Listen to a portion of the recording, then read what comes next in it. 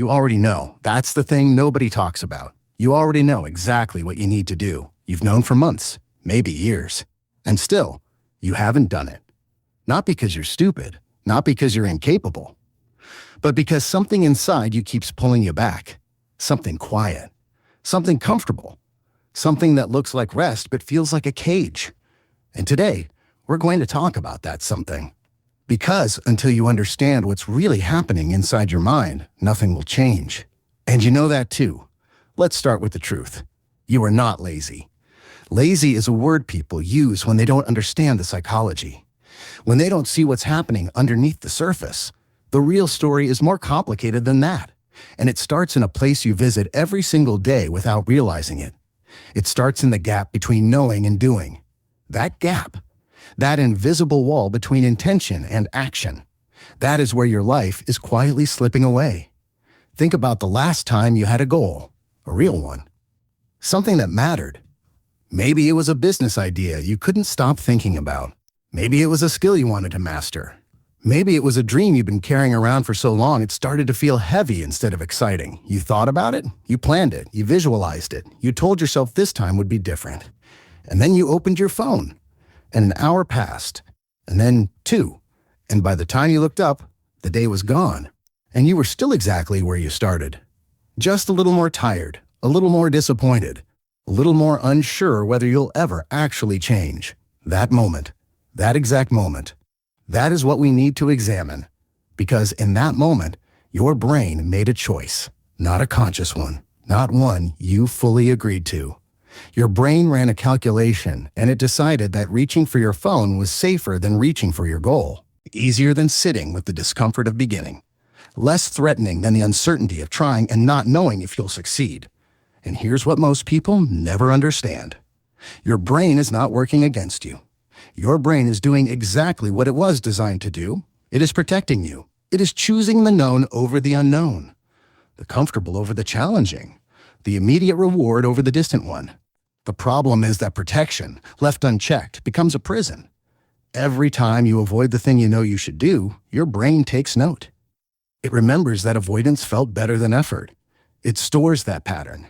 And the next time you face the same moment, the same choice, it defaults even faster to the easier path, not because you're weak, but because your brain is efficient, because it learns, because it builds patterns from repetition. And if the pattern you've been repeating is avoidance, that is the pattern it will continue to offer you every single morning, every single time you sit down to work, every single moment the resistance rises. This is the psychology of people who never take action. Not a character flaw, not a destiny, a pattern, and patterns can be rewritten. But first, you have to be honest about something. And this is the part that stings. You are not failing to take action because you lack information. You are not failing to take action because the timing isn't right. You are not failing to take action because you need one more video, one more book, one more sign from the universe. You are failing to take action because taking action is uncomfortable. And you have trained yourself to be very, very good at avoiding discomfort. Think about how much time you spend consuming videos about success, podcasts about discipline, articles about productivity. You finish one and you feel a surge of something, energy, motivation. The sense that this time you really get it. This time it will stick. And then you close the tab and the motivation dissolves. And you are back to where you were, except now you've spent another 2 hours learning about doing instead of actually doing anything. That cycle, that is not progress. That is a more sophisticated version of scrolling. It feels productive. It feels like movement. But it is stillness dressed up in self-improvement clothing. And your brain loves it because it gets the dopamine hit of feeling like you're getting closer to your goals without any of the actual discomfort of doing the work. Do you hear that? Listen to it carefully. Feeling like progress is not the same as making progress. And somewhere deep down, you already knew that, which is why you're still watching, which is why the guilt is still there every night, which is why you wake up with good intentions and somehow end your day with nothing to show for them, because you can feel the difference between movement and the illusion of movement, even when your brain is trying to hide it from you. Now let's talk about what's really underneath all of this, because there's something beneath the avoidance. Something beneath the scrolling and the procrastinating and the endless planning without execution. Something most people never say out loud. Fear, not the dramatic kind, not the fear of a predator or a disaster. A quieter fear, a more personal one. The fear that if you actually try and it doesn't work, you'll have to face something you're not ready to face. The possibility that maybe you're not as capable as you've been telling yourself. That maybe the gap between your vision and your reality is not just about circumstances. That maybe it's about you. That fear keeps people frozen for decades, not because they're cowards, but because the fantasy is protecting something precious. As long as you don't try, you can still believe you could have succeeded if you'd wanted to. As long as the business stays an idea, it can remain perfect in your mind. As long as the skill stays unlearned, you can maintain the image of yourself as someone with potential. Untested potential feels safer than tested failure. But it also goes nowhere. Here's what nobody tells you about fear. You don't overcome it before you take action. You overcome it by taking action. The confidence doesn't arrive first. The motion comes first. And confidence is what gets built along the way. Through every small act of doing despite the resistance, every moment where you showed up even when you didn't feel ready. That is where self-trust is built. Not in the planning. Not in the visualizing. In the doing. And that word, doing, it's so simple it almost feels dismissive. But it contains everything. You want to talk about the people who actually change. Who actually close the gap between who they are and who they want to be. They are not more talented than you. They are not more intelligent than you. They are not more motivated than you. In fact, most of them will tell you they still don't feel like doing the work most days. They still feel the resistance. They still have mornings where everything in them wants to stay in bed and scroll and avoid. The difference is they don't wait for that feeling to go away. They act alongside the feeling. They take the first step while the resistance is still present. And in doing so, they teach their brain something crucial. Discomfort is not a stop sign. It is just a sensation, and sensations pass. You need to hear this clearly. Motivation is not the foundation. Motivation is weather. It changes. It disappears. It comes back when you least expect it and vanishes when you need it most. You cannot build a life on weather. You build a life on structure, on systems, on the decision made once and honored daily that regardless of how you feel, the work gets done. Not perfectly. Not brilliantly, just done. That shift. From waiting to feel ready to deciding to move anyway. That is where everything changes. Now think about your phone, not as a device, as a symptom. Every time you reach for it when you're supposed to be working, your brain is broadcasting something. It is saying, this task feels threatening. Help me escape. And the phone is just the most accessible escape route in human history. Infinite novelty. Instant reward. Zero resistance. It is not a willpower problem. Nobody has enough willpower to resist a casino sitting in their pocket.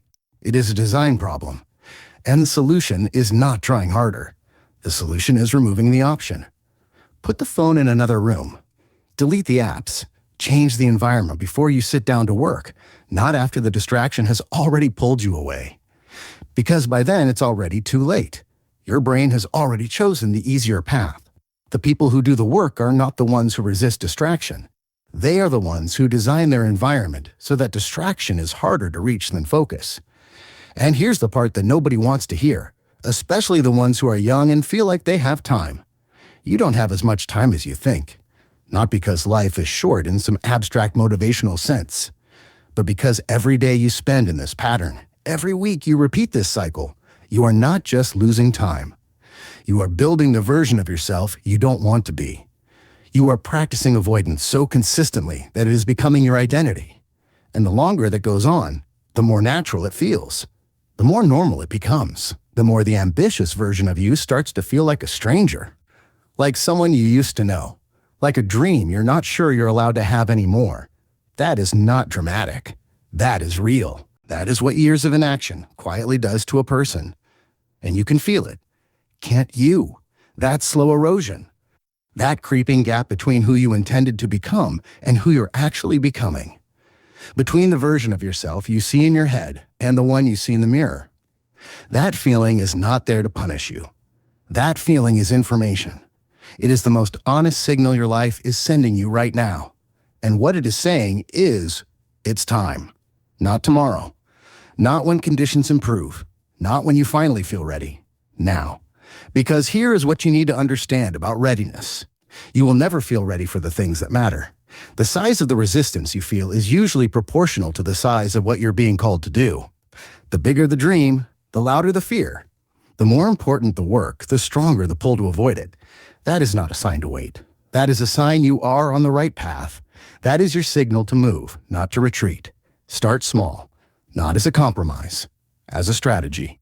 Not as a permanent way of living, but as an act of psychological intelligence. Because your brain does not transform overnight. It transforms through repetition, through daily evidence that you are someone who does what they say they'll do. Start with 15 minutes. Protect 15 minutes of focused work like it is your most valuable asset, because right now it is. Not the plan, not the vision board. 15 actual, uncomfortable, distraction-free minutes of doing the thing. And then, tomorrow, 15 more. Not because 15 minutes will change your life instantly, but because 15 minutes every day will begin to tell a new story about who you are. And that story will compound. Consistency is not exciting. It is not the thing that goes viral. It is not the highlight reel. But it is the mechanism by which human beings actually change. Not in flashes of inspiration. In quiet, daily, unremarkable repetition that builds something real over time. The person you admire didn't build their discipline in a single breakthrough moment. They built it in 10,000 moments nobody saw. While they were tired, while they didn't feel like it, while they wanted to stop but didn't. And there will be days you fall back. There will be days the old pattern returns. There will be days you reach for the phone, you avoid the work, you end the day feeling like nothing has changed. And on those days, you do not declare yourself a failure. You do not spiral into shame. You do not let one bad day become the story of your life. You simply acknowledge it, and you come back. That is the entire practice, not perfection. Return.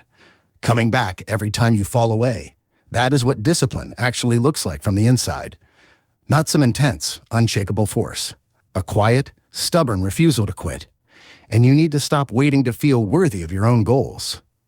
You do not become worthy first and then take action. You take action, and in the doing, you discover you are worthy all along. The confidence you are waiting for is not going to arrive before you start.